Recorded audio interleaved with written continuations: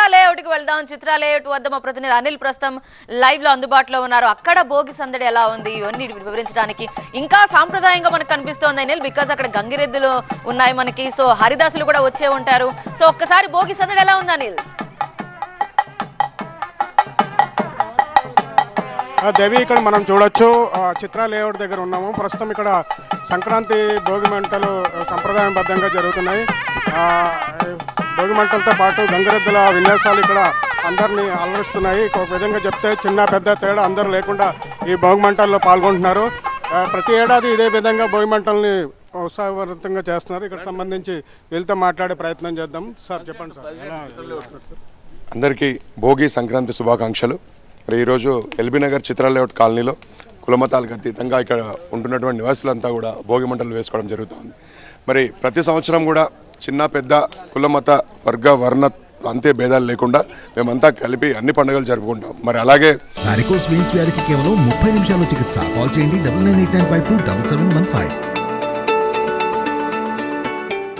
సూర్యుడు దక్షిణాయనం నుంచి ఉత్తరాయణానికి ప్రవేశించే కాలంలో ఉష్ణోగ్రతలు అనేవి పడిపోతూ ఉంటాయి. మరి భోగి రోజు మంటలు పెడుతూ చిన్నలు పెద్దలందరూ కూడా అందులో భోగి పనులు వేస్తూ పిడికలు ఆవు పిడికలు అందులో వేసి గాలిని శుద్ధి చేసే కార్యక్రమాన్ని మన పూర్వీకులు మనకు సాంప్రదాయంగా ఇస్తూ వస్తున్నారు.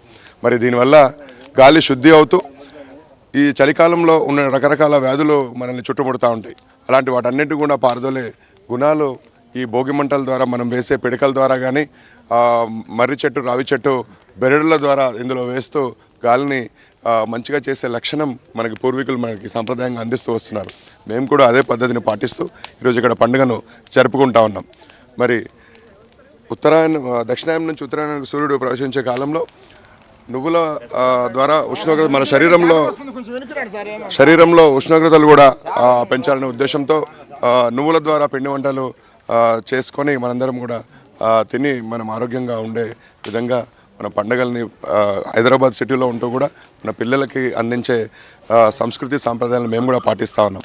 మా పెద్దలంతా కూడా ఇక్కడ ఉన్నటువంటి పెద్దలంతా కూడా మమ్మల్ని ఇలాంటి పండుగల ద్వారా ప్రోత్సహిస్తూ మన సంస్కృతిని సాంప్రదాయాలని ఏ విధంగా నిలబెట్టాలో పండుగలను ఏ విధంగా చేసుకోవాలో మాకు నేర్పిస్తున్నారు. మా ద్వారా మా పిల్లలకు కూడా నేర్పించే పద్ధతిని మేము ఇక్కడ పాటిస్తూ ఉన్నాం.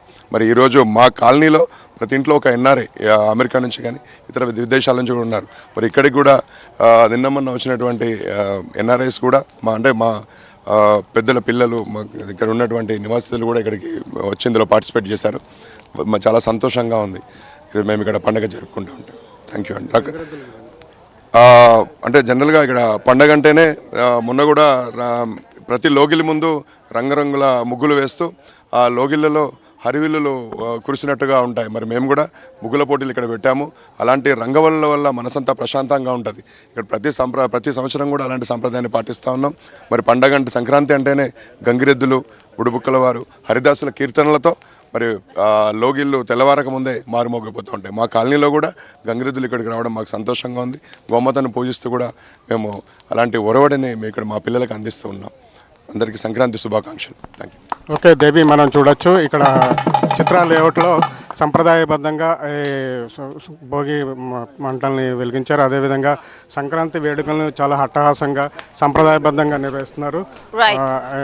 ప్రతి ఏడాది కూడా ఇదే విధంగా చేస్తూ ఈ సంప్రదాయాన్ని ఇలాగే కొనసాగిస్తామని చెప్పి ఈ కాలనీ వాసులు తెలుపుతున్నారు. Right, thank you so much Anil details అందించినందుకు.